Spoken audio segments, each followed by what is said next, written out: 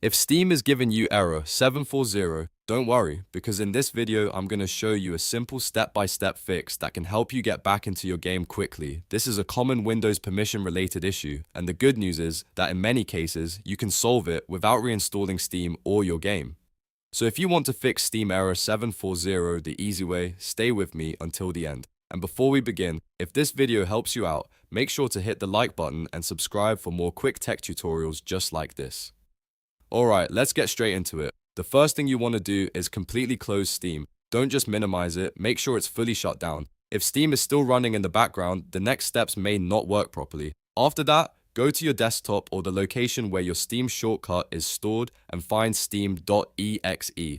Once you see it, right-click on it. From the menu that appears, click Run as Administrator. This gives Steam the permissions it may need to launch properly and access your game files without triggering error 740.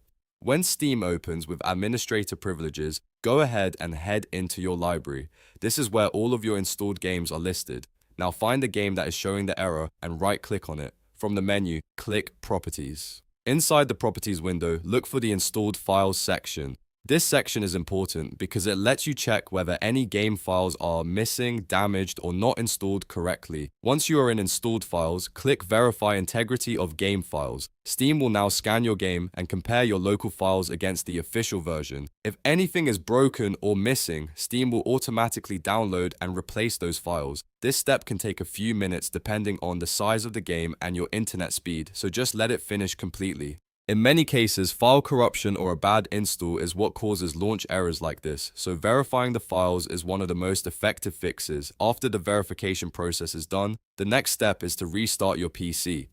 This is important because restarting clears out temporary issues, refreshes system permissions, and makes sure all the changes you just applied are fully loaded. Once your computer boots back up, open Steam again and try launching the game one more time. In a lot of situations, this alone is enough to fix Steam error 740 and get the game running normally again.